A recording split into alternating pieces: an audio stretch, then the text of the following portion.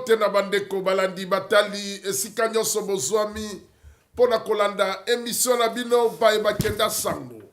Mbote na nord, mbote na sud, mbote na epai nyonso bakongole bozwami ezala baye bazali na kati ya Kinshasa. Bana ya este pe bazali kolanda biso bana ya Mputu, pourquoi pas bana ya Asie. Bienvenue na kati ya radio pe télévision onésienne. Tozali bongo na de Rouge de Lille.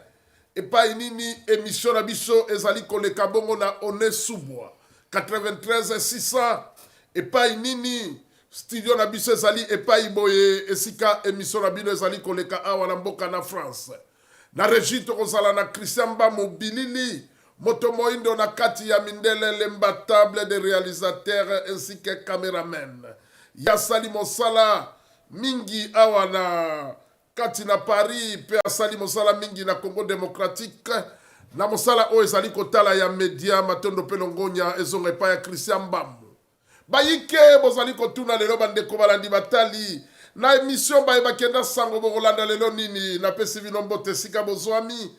Abonnez-vous massivement na kati ya chaîne tozali kolobela Kin Malebo télévision officielle. Abonnez-vous massivement. Mpifo ya information eye na mpoto. Bana ya mpoto basepeli.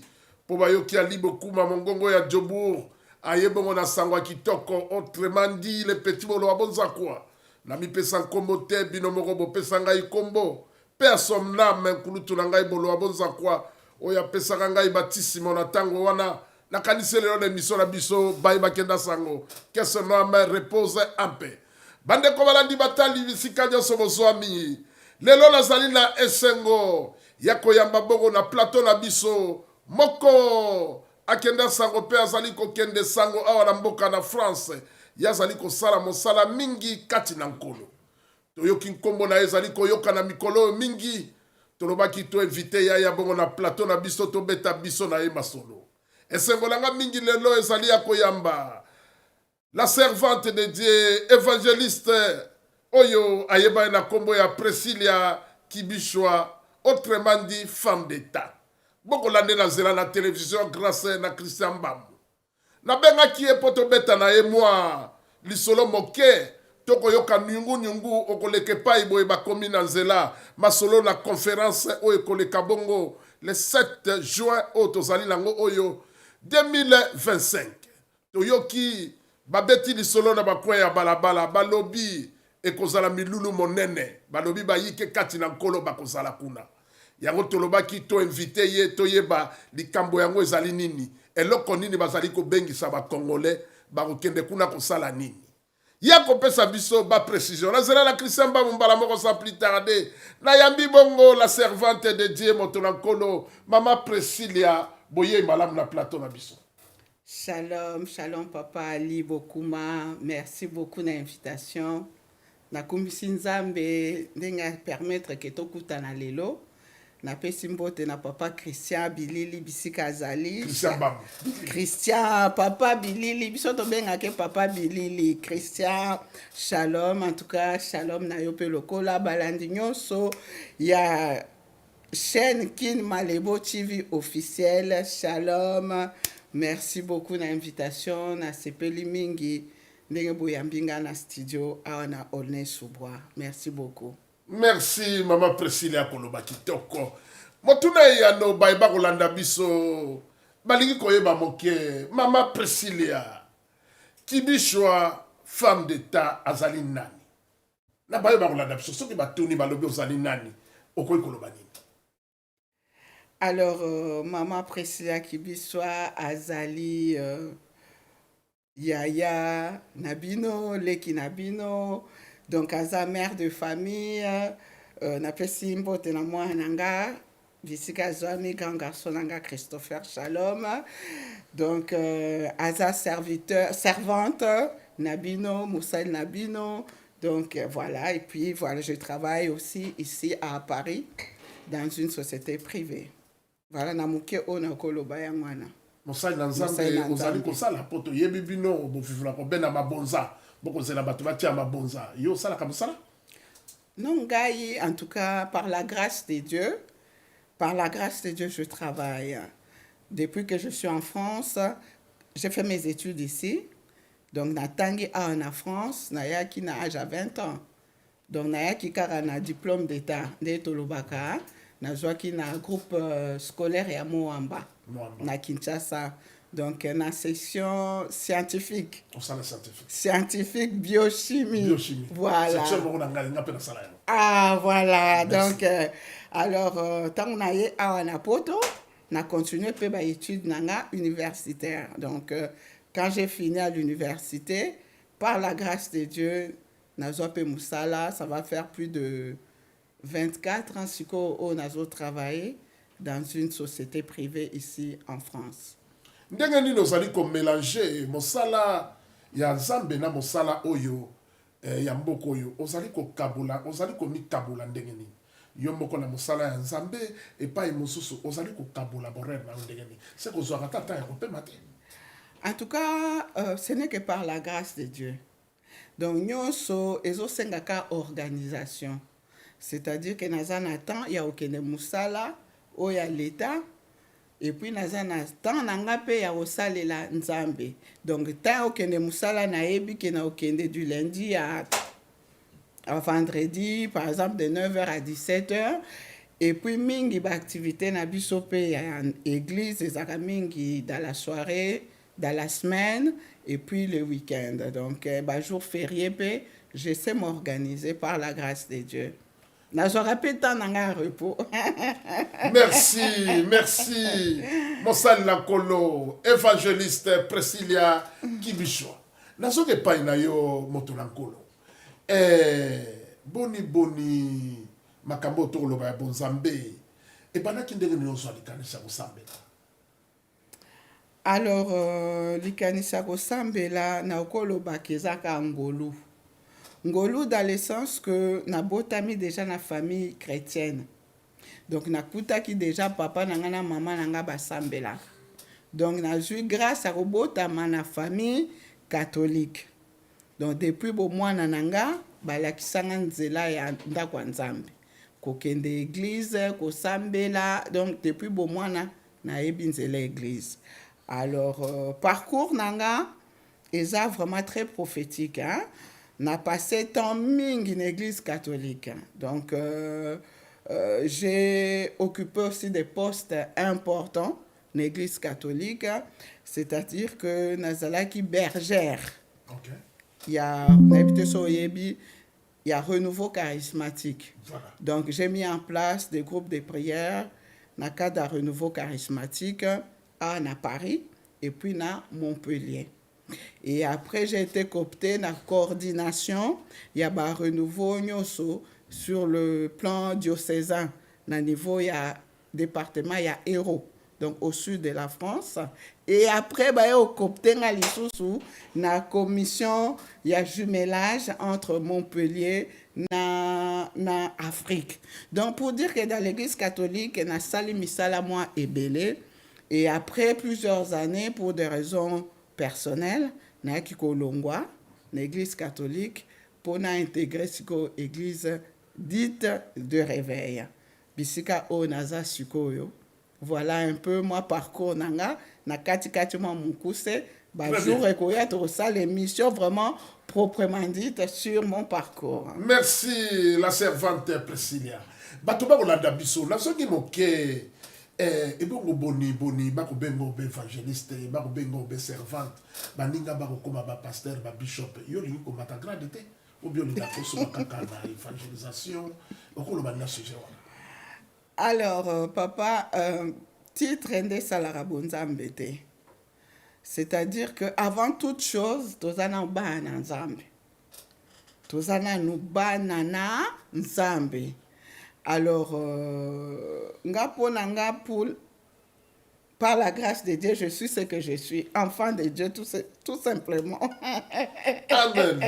Merci, Yazali Naye, Kosali Lakolo, Alobi Makabwe Bagrade, Wana Izali Kosambela, Ndege Yazali Kolobelingi Kolobake, Grade Koi Kozala, Ezala Te, et le Kotozala Gol Pose Zali Moto, Asambela. Asambela, Kosai Lanzambe, dans la vérité. Merci. De tout son cœur, avec amour, c'est le plus important. La servante Priscilla.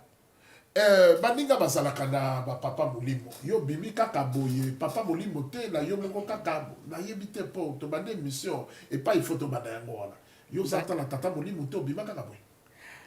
En tout cas, mutu o azangi papa molimo aza sans repère.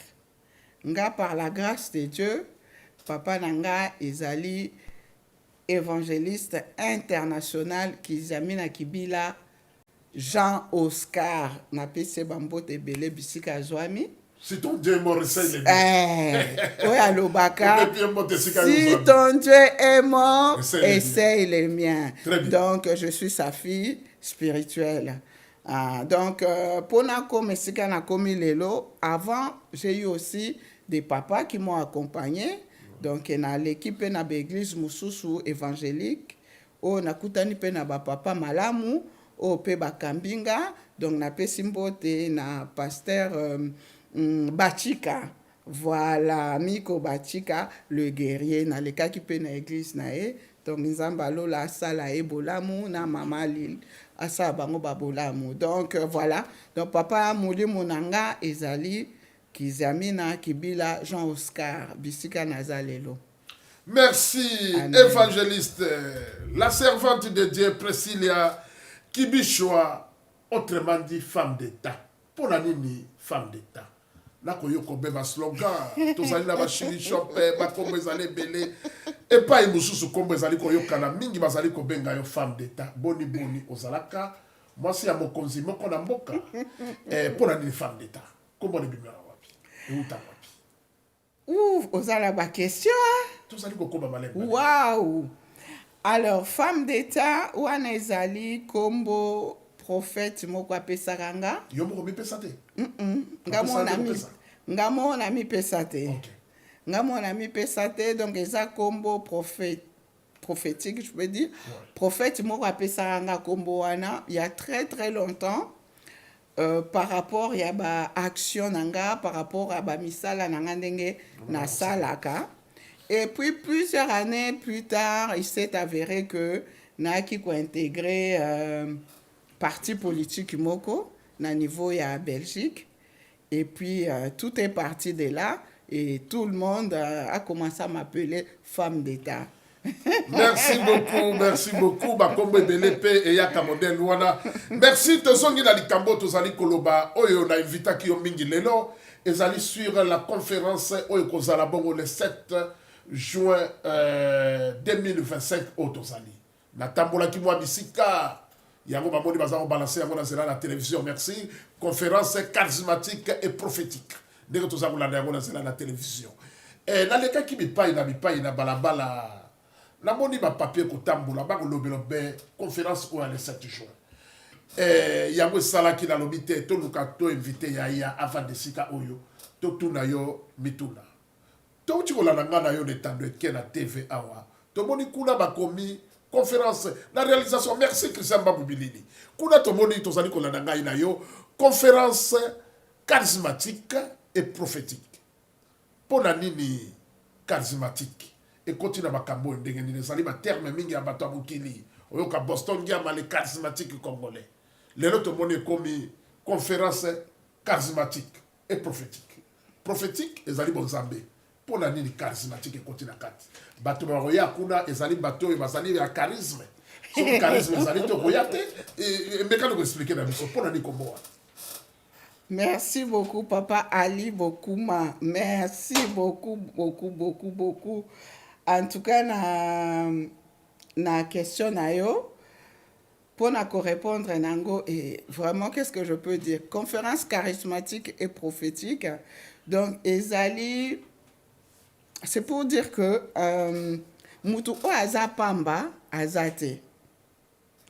Mutu o azapamba ezate. Mutu na mutu azana quelque chose o ya recevoir qui est pas Nzambe. Chacun de nous a un dépôt. Chacun de nous a un talent quelconque. Chacun de nous a un don particulier. Oyo Nzambe apesakie. Alors quand on parle de la conférence charismatique et prophétique, ça veut tout simplement dire que mutu na mutu aye na likabu naye, grâce naye, oya joa ke pa Nzambe to sangisi ensemble et puis to comment dirais-je, pour la gloire de Dieu, en fait, pour célébrer le roi des rois, le Seigneur des seigneurs. Donc, charismatique, ça veut tout simplement dire les grâces, les dons, les talents, Très bien. oyo, tozalango. Merci, Bandeko Bazali Kolanda. Retenons balobi bongo mokolo na samedi le 7 juin. Et kozala bongo na Saint-Denis au Pesimbwa Mbwa aboyi.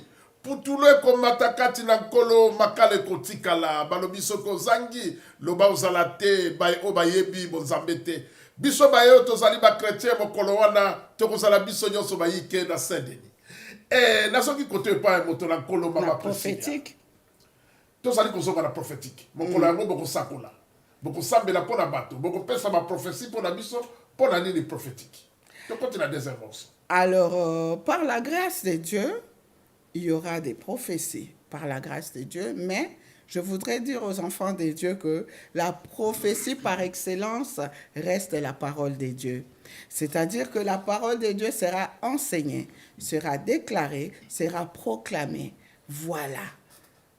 C'est ça la meilleure prophétie. Très bien. Nazali liboso ya mwasi na bwanya ko répondre na mituna na ngao koyoka elengi ndenge mission zali kokende. Ezalaka boyambi moto musoko tula motuna monde azali komema epai mosusu epesi bongo motema pasi mais na moni awa émission zali kotambola vraiment ba condition na ndenge ngai ali bokuma na sepelaka mingi. Biti ya conférence yango ezali nini? Bozali kokende conférence. Tozali kokende conférence. Biti nango ezali nini? Conférence yango bosala nango ezali nini? Boso ezalaka conférence tokei kotanga Bible. Tokei conférence mususu tokei kuna tolobela maka. Mbeka ko expliquer biso conférence yango likanisi na kati ezali nini?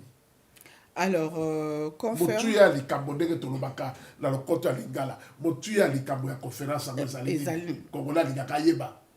Alors, ezan a plusieurs sortes de conférences. Très bien. Effectivement. Mais one ezali conférence biblique. C'est-à-dire, eza conférence où on va enseigner.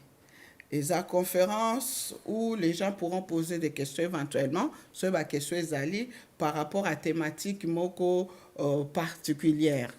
Donc, c'est plus l'enseignement. Et l'objectif primordial, c'est de gagner les âmes. Ba oyo ba yebi nzambe te, tokoki pe ko gagner moko. Parce que esengo eza na lola soki mopagano abongoli mutema. Donc, c'est une conférence qui est ouverte à tout le monde.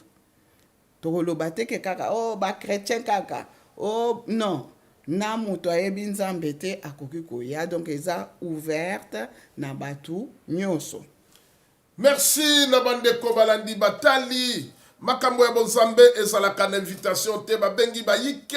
Tokutana bongo mokolo oyo ya nsambo na ba mwa oyo tozali kobanda. Ekozala bongo na juin le 7. Juin 2025 tozali ekozala na Saint-Denis Kalate. Bozali komona pe ba adresse mbala moko ndenge ezali kobaluka bongo na se ya ba télévision. Na pe ba numéro ya contact. Merci à Christian Ba Mobilili.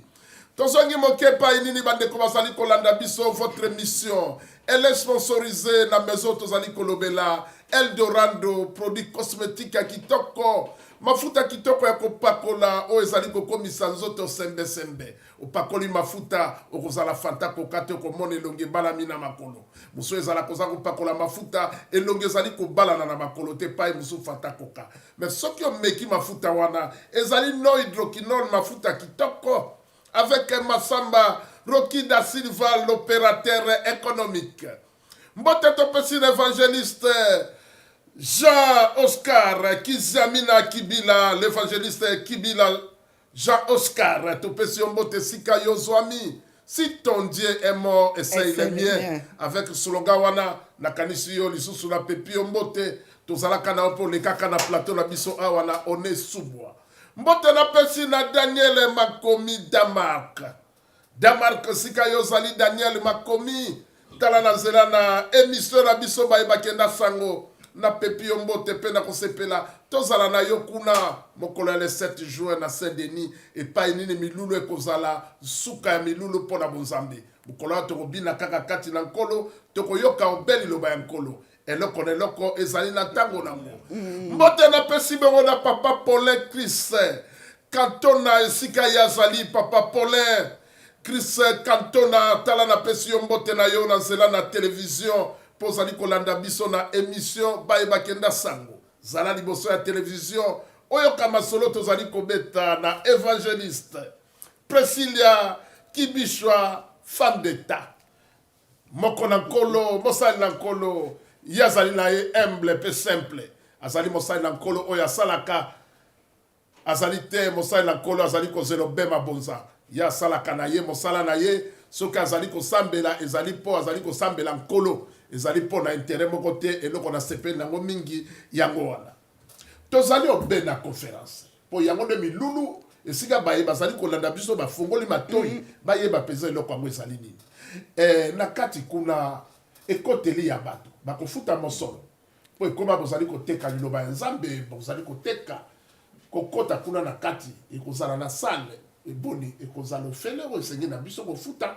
bato bayeba bakofuta obe bakofuta. Alors conférence eza nango gratuite, entrée eza non payante, donc eza nango ofele mutu akofuta billet d'entrée azate. Donc eza vraiment ndenge Bible elobi, il est doux et agréable que les frères et sœurs demeurent ensemble. Et c'est là que le Seigneur déverse de multiples bénédictions. Donc, ils ont vraiment pour la pour l'édification de l'église corps du Christ. C'est pour ça que nous sommes là. Ils ont refutate de quoi bien préparé. Muteme zaka ya rofungwama na ke ko recevoir quelque chose. Azalaka na soif ya ko recevoir quelque chose. Nzambe wana ako manquete ko sala bango babolamu ebele. Merci. Mais comme nous le savons toujours, l'évangile est gratuit, mais l'évangélisation n'a jamais été gratuite. Voilà, donc exactement. Oh nzamba tcheo na mutema pona kopambola musala na ye okoya nango. Donc omu bongisi ndenge kaka Saint-Esprit ko inspiré yo offrande soko lingi koya nango ndenge ka nzamba ko tchona mutema oye nango. Mais ezala blocage pona yo te o nazana offrande te na mbongo te na okenete. Conférence eza nango gratuite, eza payante te. Donc okokota na ofele osambeli na yo oyoki liloba nzambe obini na yo okumisi nzambe. Voilà. Ebongo epai mosusu soki tolobi kotuna moke na bayo bakolanda biso na télévision mokolango mwa bemvite bakozala te namonaka baconférence komona délégation ya bana ya Suisse ba Belgique oyo bakouta pe Congo bazali bone pa na bino kuna bainvite bazali te. Alors bainvite bakozala alors invité na biso ndenge bomoni na flyer, voilà.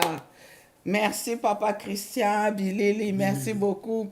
Alors ndenge tozomona na flyer wana tokozala na évangéliste Moïse Matuta, aza chantre de l'Éternel pe adorateur munene. Donc moyembi munene, donc akosala 8000 km pour na conférence oyo. Très bien.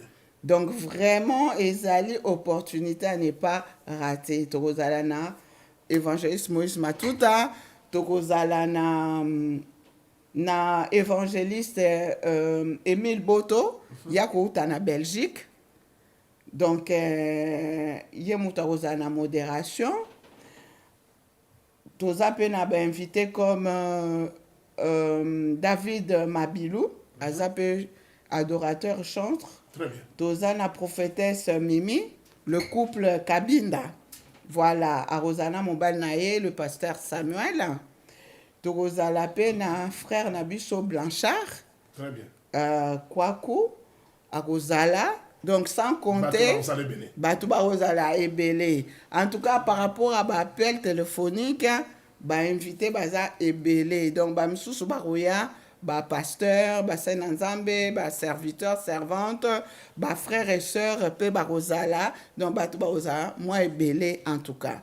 Jourango. Bato balinga kamingi louange kati na nkolo, boni mokolo yango mabine kozala te, instrument kozala kuna pona kobina. Papa Ali Bokuma, oza penza na motuna, jourango, e kozala, opesi mbwa boy. kidika Kobina kati na kidika kolo. kobina kati na kolo Biso be maboko likolo Biso- kaka Yesu na biso. papa tokendeke lisusu boîte de nuit te totika nyonso mpo na nkolo sikoyo tobinaka na présence na ye donc wana piste eza tala sale monene donc mabina ekozala agrémenté na papa na biso Moïse Matuta. Donc oyebi banzembo na ye ti rumba kati na nkolo nzambe aza kaka moko baza mibale te donc nzambe aza kaka moko donc bandeko baya ebele na présence na yo nazwi eloko na oyo banzembo Merci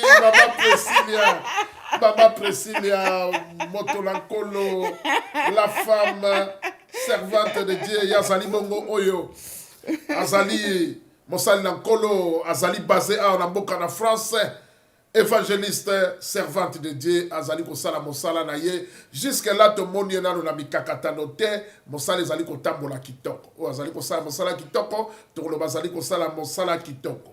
Mais boni na yo qui m'a invité, Tata Molimo à Kozalate. Mon papa.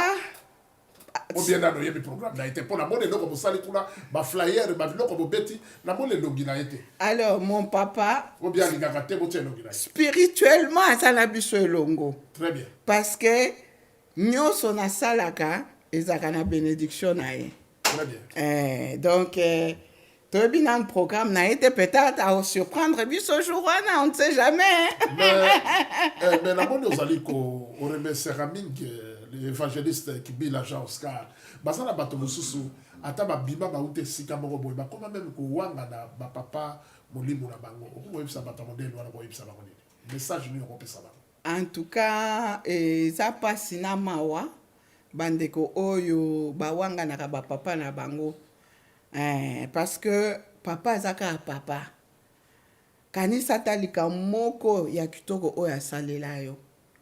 Donc mpo na ngai nakoyebisaka bandeko wana bazonga na makolo ya nzambe kosenga bolimbisi mpo na makolo mpe ya papa évangéliste Kizamina Kibila Jean Oscar aza ne kaka papa abwakaka mwana te soki ozongi avec humilité akoyamba yo toujours papa aza kaka papa. Très bien. Mosali na nkolo tokontinua divers moke mpo awa tokotuna yo mituna nyonso. Boni banda yo bandi makamba kosambela moi ba difficulté nini oyo sui bando bandi kosambela kokoso mikakatano nini oyo kutani nango bando bandi kosambela pe bolamu nini oyo sui na kati na nkolo o bénéficier loko nini banda kosambela ngambo ya mabe ezali nini ngambo pe ya malamu ezali nini mikro mboka yo bazali konata. En tout cas papa Ali Bokuma, merci na question. Kosalela nzambe ezali malamu. Kosalela nzambe ezali musala o eleki misala nyonso. Quand bien même que awa nazosala na société monene na kati ya mboka oyo nakolobake musala kitoko eza musala nzambe. Eza musala nzambe. Eloko eleki musala nzambe eza te. Alors vi na nga mobimba eza bolamu nzambe. Vi na nga mobimba eza bolamu nzambe. Ndenge nazopema eza bolamu nzambe, ndenge nazotambola eza bolamu nzambe, na ndenge boyambinga na kati ya studio awa eza bolamu nzambe, na nde tokutana eza bolamu nzambe, nyonso yanga eza bolamu nzambe. Donc naoki kokakola te, nyonso eza bolamu ya nzambe. Alors ba difficulté ezangaka te, oyebi ntango ozosalela nzambe tango longwe na kan ya ténèbre mweni satana koluka kaka bendaka yo kaka ozonga kote na ye. Donc ba persécution ya ba genre nyonso tout. Donc ba jalousie, ba haine, ba bitumba, ba nini. Mais quand on s'accroche au Seigneur, tous a toujours plus que vainqueur. La parole de Dieu nous dit, ils vous feront la guerre, mais vous vaincront jamais. Donc si Dieu est pour nous, qui sera contre nous? Donc, tout ça toujours plus que vainqueur avec Jésus-Christ. Donc, la persécution, ils en toujours, mais toujours quand on a nzambe o ya benga ebiso. Voilà. Maman Priscilla, Kibisha, on le kitoko. Merci. Nyonso bolamu anzambe. Nyonso ngolo ezaka Mais la grâce. vie où tu n'as pas tout na moko. Tant que yotanga oteya ka évangile. Otelemi liboso ya ndako ya nzambe ozali koteya. Oteya kaka liboso ya bana basi ou bien na mibali poteya na oteya ka bango liloba. Ah, d'accord. Merci de la question. En fait, moi, je suis effectivement prédicatrice de la parole de Dieu. Nate yakabatu nyonso. Ezala basi, ezala mibali. Otelemi oza koteya. Oui, ezala basi. Bible ezali ko permettre bongo. Papa, Saint-Esprit, aza na sexité. Na Pentecôte, quand le Saint-Esprit est descendu, la parole de Dieu nous dit qu'il y avait des hommes, il y avait des femmes. Et au même instant, Basipe, Bazalaki, embrasé par le feu du Saint-Esprit. Ozomona. Donc, likambo côté ya, etalité que ozala mobali, ozala mwasi. Non. Le Saint-Esprit est à moi, le Saint-Esprit est à nous, le Saint-Esprit m'a oint et il m'a mandaté pour prêcher la bonne nouvelle. L'objet de la séduction, c'est la femme. Moi, ça qui toque le kola yo, otelema liboso ya mibali. Oyebi mibali boni, oyo afandi wana za koyoka liloba te, azali kotala be kitoko na yo, azali komisuluka. Oza komona te ke ozali kote mususu instrument ya ko détruire bana mibali bafanda kawana. Okoloba na sujet wana. Eza pe ya question moko ya kitoko, papa ali bokuma, question wana eza kitoko. Oyebi nyonso o naza ezali grâce à Nzambe. Soki Nzambe asala inga kitoko eza ngolu. Et puis ekoki kozala pe comment dirais-je, un des éléments pe pona komema bato mususu na présence à Nzambe. Tango yo oza motei na Nzambe, oza mosai na Nzambe, oyebi qui tu es. Qui tu es réellement. Ce qui a ta tentation et muto eko déranger yo okozongi sobe na lilo Nazali banzambe. koloba na ngambo na yo te. Motuna na ngai ezali. Yo zali mwasi ozali kote ya liboso. Mibali yo bazali kotala yo. Bele bazali koyoka liloba na yo te. Bazali nde kolula yo mpona kitoko na yo ya nzoto. Ozali komona te okomi objet ya kotungisa mitema ya bato mpe kokweyisa bango. Okoki koloba nini? Ezali kosenga na yo to te ya kaka esika basi bazali. Non, c'est pas ça. Le problème qui est là, effectivement, ceux qui m'ont bal aza na kati assemblée azolula na ye, aza ko apprécier yo opekisa ete. Opekisa ete ke admirer, asala ba compliment, pour moi ça za malamu. Merci à Sumuki. Asali déjà du sumu po alungi. Non, ça dépend, il faut savoir discerner. Makamususu kozalo apprécier na yo au complimenter. Par exemple, ah papa ali olati kitoko chemise so kitoko nzambe. Donc azo kumisa nzambe au travers. Bazali kolobe ezali ba o bazali kolula yo etali eta mwasi kitoko na bani na lobi. Kolula na sasi nene. Ndego zali kitoko mwasi kitoko telemi liboso ya mibali basala biso mibali poto lula bido. Sikoyo oyebi combien de mibali o biteme ezali komitungisama. Tokosola yango prochainement na Kibu. Motuna na moke Christian Bamu. Tokosola yango mbala na sima. Tokoti moke la conférence tozali kolobela. Mokola le 7 juin 2025. On peut si baïba kolanda biso programme. Et kozala samedi. Et kobana air nini tina ngonga nini. Kobana ngonga nini tina air nini. Pesa biso denge programme kozala mokolo wana. Alors, tokozala biso nyonso samedi. Le 7 juin 2025. Alors, n'allez pas préciser que changement et adresse est Salemi. Donc, changement et Salemi. Donc, Tokozala na 17 boulevard de la Libération, 93 200 à Saint-Denis. Des places conférences et Kozala. Donc, je reprends l'adresse 17 boulevard de la Libération, 93 200 à Saint-Denis. Donc, il vous suffit de prendre le RERD à partir de la gare du Nord et vous descendrez à la station Saint-Denis. Donc, salle ezanangoka na simagare wana. Ozana besoin de bus te, donc tambonoka quelques minutes au Rokoma na boulevard de la Libération na numéro 17. Alors, salle toza na 4e étage, porte à gauche. Donc, soko kotika na lupangu, bâtiment o ezaka na katikati, ascenseur eza en face, na 4e étage, les places tozali, na porte à gauche. Voilà, contrairement à l'adresse Oyo, to communiquaki précédemment. Voilà, donc tu allez sur la livret Gargante, mais tu allez na Saint-Denis. Voilà. Merci, retenons que c'est 7 juin, tozali bongo na 2025. Botia na mitula bino bayike tokokende bongo kosambela pe kochange la nzambe na conférence la conférence charismatique et prophétique. Et pas nini Moïse matuta kozala kuna e kozala opesi mbwa boyi kati na nkolo. Kuna ezali bonzambe na bonzambe 100% bonzambe na bonzambe. Na bandeli lisusu adresse na bandeko bayokaki malamu te. Baye nyonso azali kouta nzinga Gare du Nord yokozwa bongo RRD. Ezali lokola ozali kokende lokola bavilliers ozali kokende lokola bakreye RRD. Ukei nango malembe yokomi bongo na gare ya Saint-Denis. Tango yokomi na gare ya Saint-Denis yango ezali nango pasi te baye oyo bazali na kati ya ba GPS. Okobeta na telefone na yo tozali bongo na numéro 17 boulevard de la Libération ezali bongo na 93 93 toloba bongo na français ya ba belge 93 600 Saint-Denis. Tango yokomi wana na 4e étage yokoti kuna okei kuna komona conférence tango komataka kozali kobuta aussi okomi koyoka déjà miziki okozali suna posa ya kotuna moto te yango ekozala bongo eseko na kati na nkolo na baluki lisusu kozonga moke mbango mingi epai ya mama na biso Priscilla.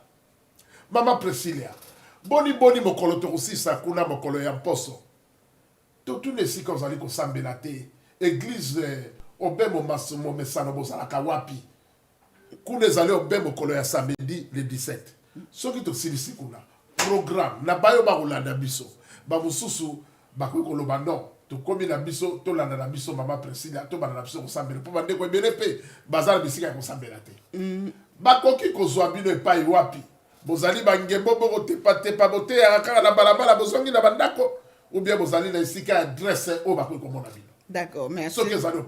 Merci na motuna na lingi na ko apporter précision na horaire pour la conférence. Très bien. Donc Rosala na Saint-Denis à partir il y a 15h. Donc conférence au banda de 15h à 18h na Saint-Denis.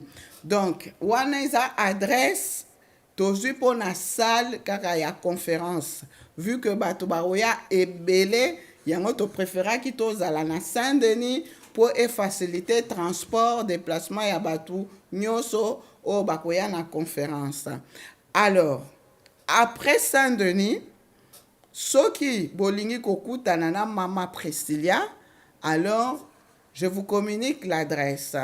Donc je suis à Livry-Gargan au 76 boulevard Robert Schumann 93 100 à Livry-Gargan.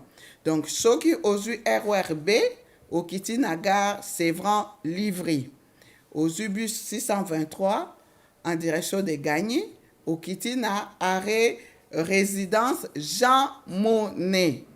Donc, il y a presque 3e, 4e station, 4 minutes au Kominayo. Alors, chaque samedi, intercession Ezawana, de 15h à 18h. Chaque samedi.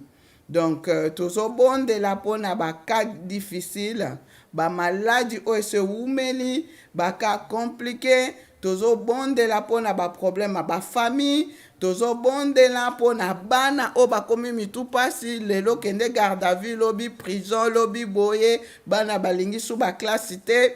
Toujours bon de la peau na bandeko mususu oyo baza na ba ministère me bazoyebe sute basani na ba ministère na bango baolinga kutu kotika musala nzambe aloke musala nzambe zelenge. Toujours bon de la peau na conversion ya bandeko ba membre famille parce que ça toujours esengo ko bon de la na ba famille ndenge liloba nzambe zoloba moi et ma famille nous servirons l'Éternel. Donc ça esengo ko sala musala nzambe na mabota na biso. Donc baka eza ebele papa Ali.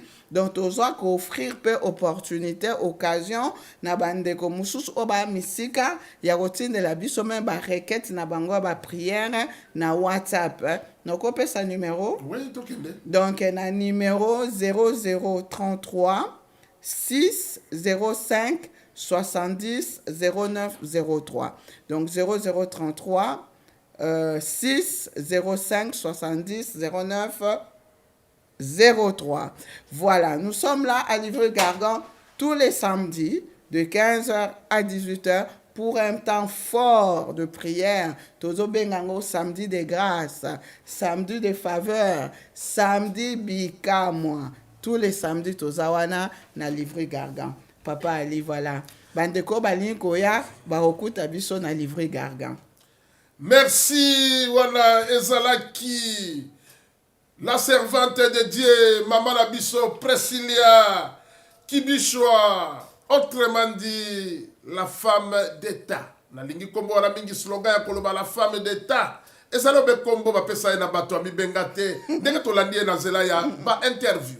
Émission na biso ekomi kokoma bongo na suka ya masolo oyo tobeta kibiso na bino. Mais ya bonanga ikotika yo. La servante de Dieu. Na songi moke pa ina yo. Minute kokende biso ngongo ezali kokende. To komi na suka presque ya émission na biso. Na ba nyoso balandi biso.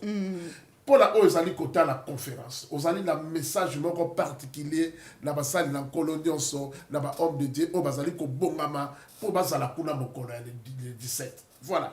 Mokolo le 17 juin. To bosani date te yango wana okoyi ko pesa bango message. D'accord. Et pour ça, la bongo, le 7. Nous allons le 7 juin. Voilà, le 7 juin 2025 au total. D'accord.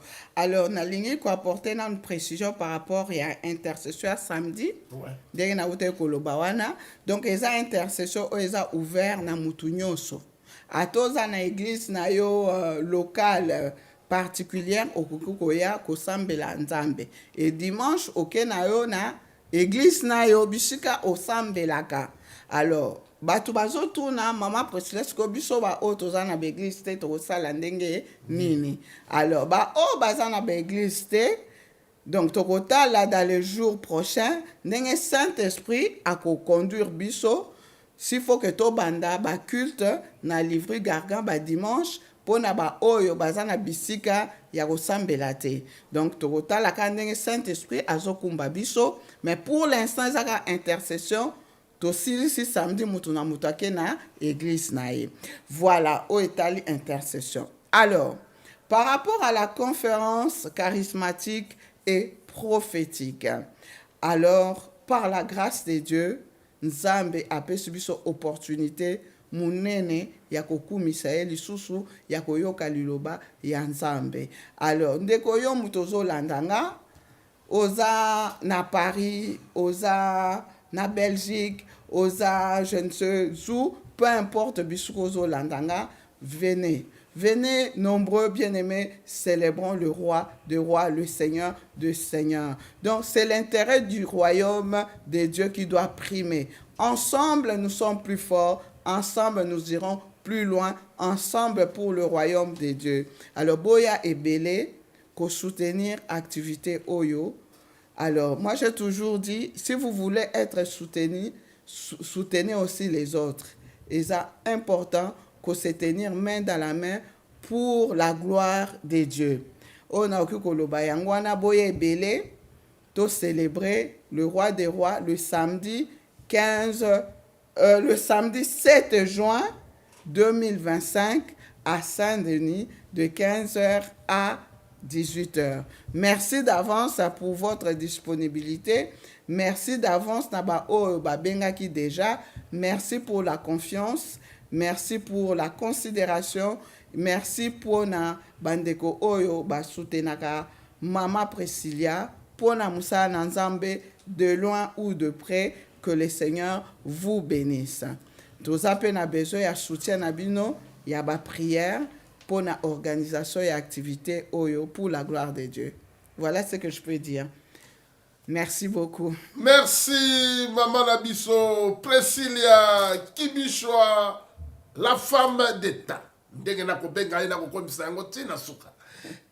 opesi mbote na nani yambo nanga apesa mbote akanisa baye ya kopesa mbote na suka na kopesa omwa miniti ya suka pona opesa bandeko mbote bayike o bazali kolanda yo na nzela na television yambo na biso tokomi na des annonces émission na biso lingi koloba tokomi na suka ya émission na biso epai nini lelo toyambaki évangéliste la femme servante oyo ayebani na kombo ya Priscilla Kibishwa la femme d'état ndenge bakobenga ye na bayi musu bakobenga na kombo wala yango ngape na komi kobenga ye femme d'état ye toyambaki ye lelo epai nini tobeti masolo na conférence ndenge bouti kolanda biso epai yo zwami yo zali chrétien ozali chrétienne oyebaki milulu minene ezali bongo mokolo oyo tozali koloba ya le 7 juin 2025 ekozala epai wapi tolobaki mpe tobandeli na bandeko oyo bayokaki te yango ekozala kuna na Saint-Denis yo uti bayo bazali kouta na kote ya Merlin oyo bazali kouta nzinga direction na biso ezali obe okomi na gare du Nord yozwi RRD okiti bongo na gare ya Saint-Denis moto nyonso ayebi yango ntango yo komi na gare ya Saint-Denis yango ezali nango pasi te yo koluka bongo 17 boulevard de la Liberté yango ezali bongo 17 boulevard de la Libération ezali na 93 200 yango ezali bongo na Saint-Denis ekobanda milulu na biso ekobanda bongo na 15h jusqu'à 18h tobosana te invité na biso fiche na biso na tête na biso ya fiche tokozala bongo na Moïse Matuta mosali na nkolo oyo mpe mbala moko azali moyembi kati na nkolo akozala wana mpona balouange ya basolo ebele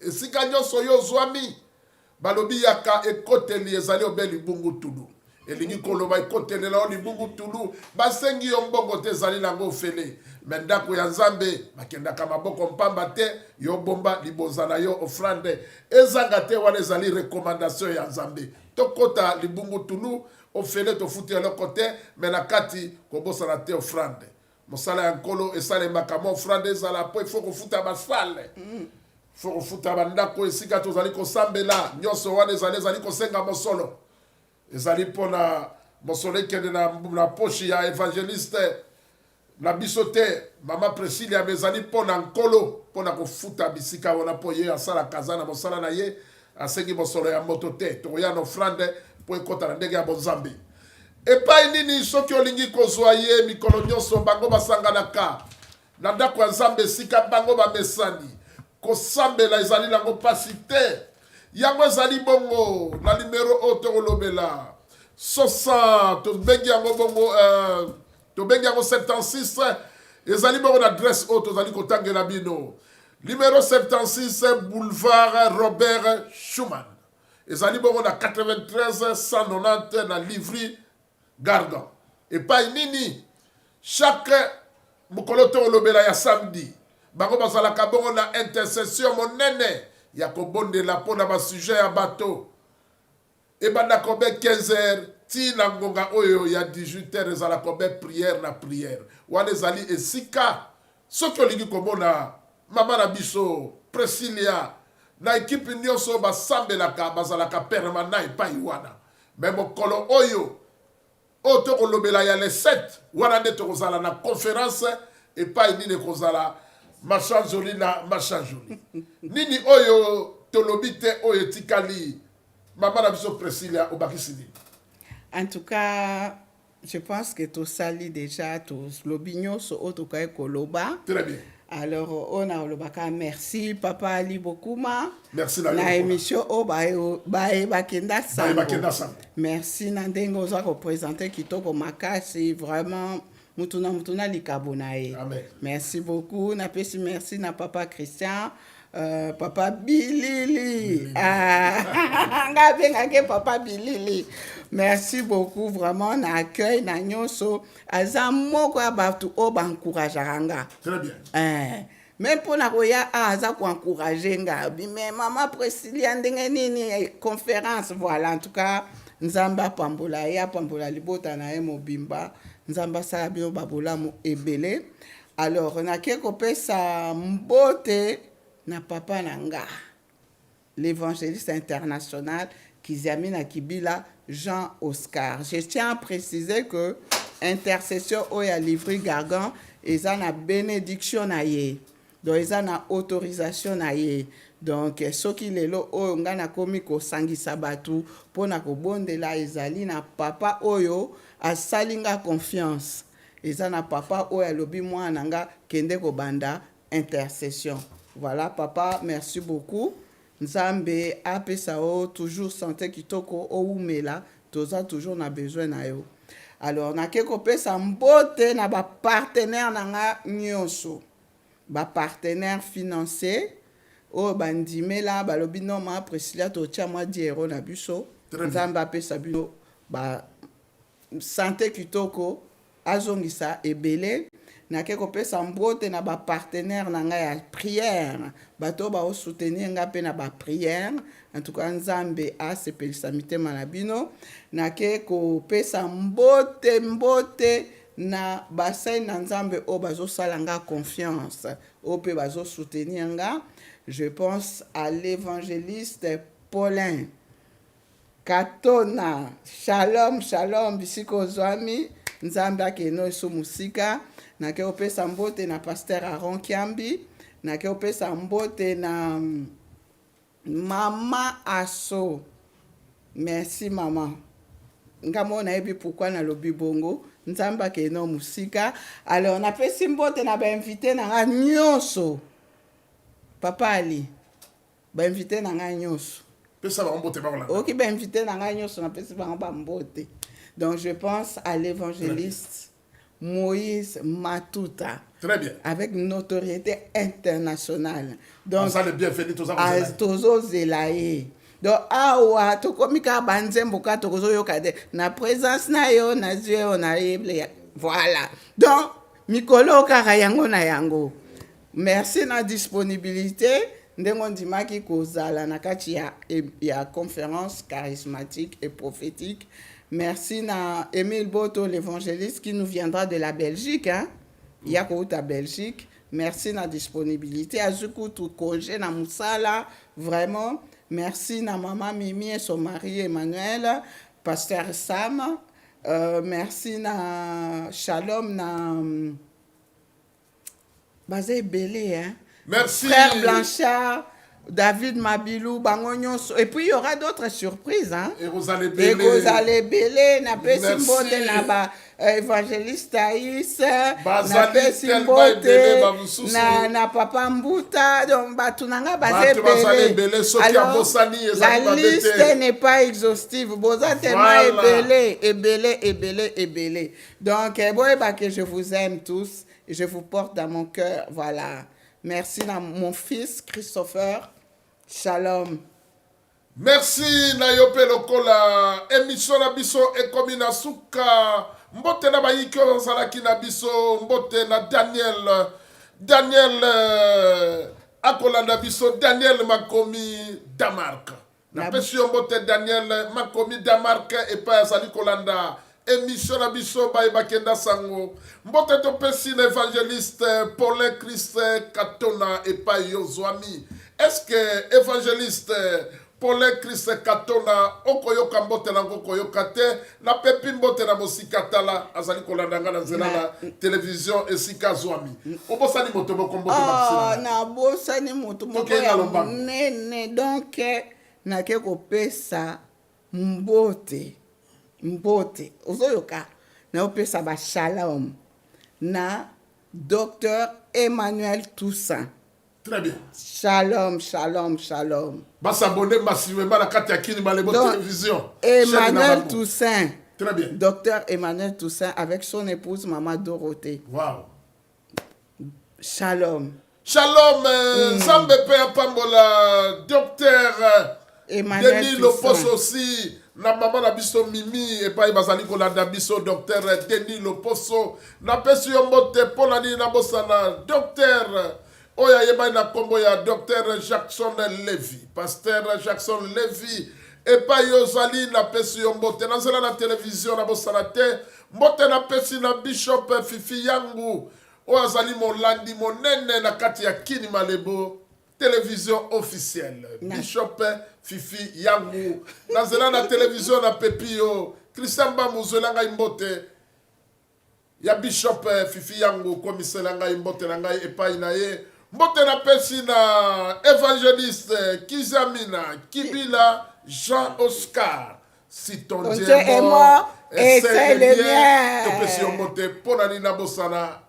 Archibishop Coutinho Fernando. Na pesi mbote sika yozwami. Bayike oyo. Nazalaka na bango petolia kana bango. Topesi mbote na nani. Pasteur Bosco Kindomba.